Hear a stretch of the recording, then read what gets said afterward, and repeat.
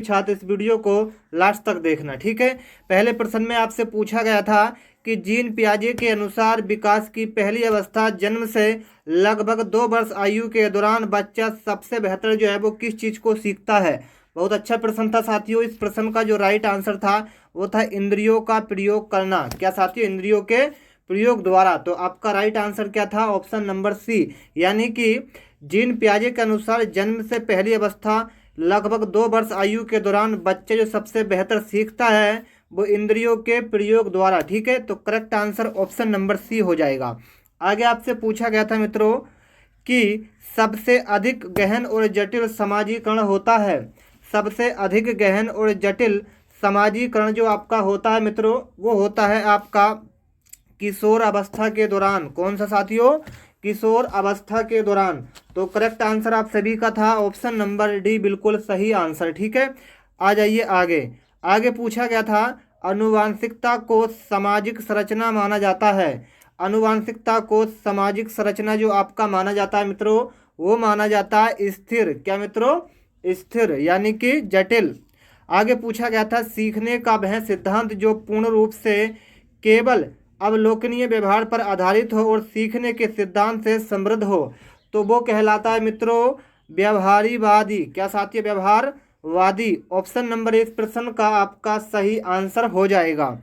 आगे आपसे पूछा गया था कि निम्नलिखित में से कौन सा समझ के लिए शिक्षण को प्रदर्शित नहीं करता। निम्नलिखित में से कौन सा समझ के लिए शिक्षण को प्रदर्शित नहीं करता? वो करता है साथियों, नोट करते चलेंगे सभी छात्र, वो करता है विद्यार्थियों को एकांकित तथ्यों और प्रक्रियाओं को याद करने के योग्य बनाना। तो करेक्ट आंसर आप सभी का जो हो जाएगा वो ऑप्शन नंबर बी हो जाएगा मित्रों, ठीक है। सभी छात्र ध्यान से नोट करते चलेंगे, कॉपी पेन लेकर बैठेंगे सभी छात्र। चलिए प्रश्न नंबर 6 पर आइए मित्रों कि निम्नलिखित में से कौन सी विशेषता आंतरिक रूप से अभिप्रेत बच्चों के लिए सही नहीं है। तो निम्नलिखित में से कौन सी विशेषता आंतरिक रूप से अभिप्रेत बच्चों के लिए सही नहीं है। प्रश्न नंबर 6 का आंसर आप सभी का हो जाएगा ऑप्शन नंबर सी, बिल्कुल सही आंसर। क्या मित्रों? ये हमेशा सफल होते हैं। क्या होते हैं मित्रों? ये हमेशा क्या होते हैं? सफल होते हैं, ठीक है।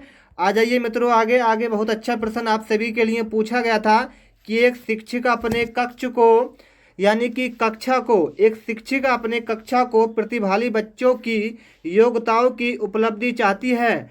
अपने उद्देश्य की प्राप्ति के लिए निम्नलिखित में से उसको क्या नहीं करना चाहिए।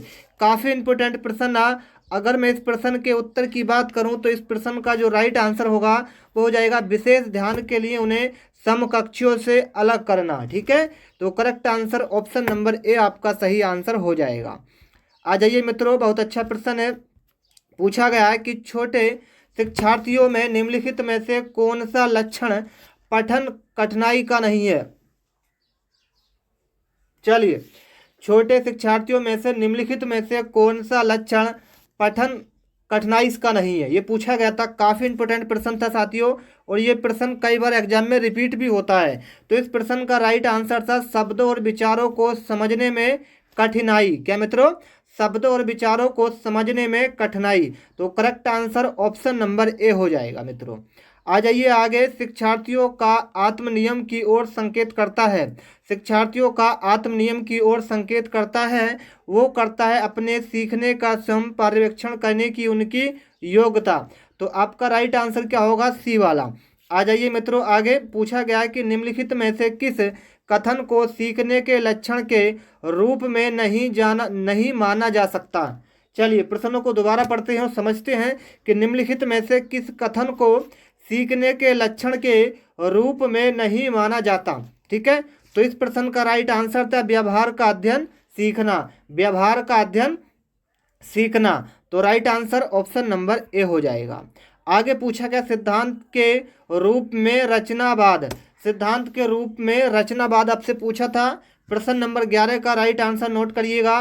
दुनिया के बारे में अपना दृष्टिकोण निर्मित करने में शिक्षार्थी की भूमिका पर बल देता है, ठीक है। चलिए आ जाइए आगे। बहुत अच्छा प्रश्न है। सृजनात्मक विद्यार्थी वह है जो, बताइए, पूछा गया है सृजनात्मक शिक्षार्थी वह है जो क्या काम करता है, ये पूछा गया था प्रश्न के अंदर, काफी इंपॉर्टेंट प्रश्न था। तो वो करता है पर्सर्व यानी कि लेटल, चिंतन और समस्या में अच्छा समाधान करने वाला। दोबारा प्रश्न को समझिए, इंपॉर्टेंट है, कुछ छात्रों के समझ में नहीं आएगा। तो सृजनात्मक शिक्षार्थी वह है जो पर्सर्व, लेटल, चिंतन और समस्या समाधान में अच्छा हो, ठीक है, यानी कि बेहतर हो, ठीक है। तो राइट आंसर इसका था ऑप्शन नंबर बी वाला। आगे मित्रों पूछा गया था अवधारणाओं का विकास मुख्य रूप से किसका हिस्सा है। अवधारणाओं का विकास मुख्य रूप से किसका हिस्सा है, ये आपसे पूछा गया था। तो इस प्रश्न का जो राइट आंसर था मित्रों वो था बौद्धिक विकास। क्या साथियों, बौद्धिक विकास इस प्रश्न का राइट आंसर था, ठीक है। आ जाइए साथियों आगे। आगे आपसे पूछा गया था प्रश्न नंबर 14 में व्यक्तिगत शिक्षार्थी एक दूसरे में भिन्न होते हैं, किस चीज़ में होते हैं, ये आपसे पूछा गया था।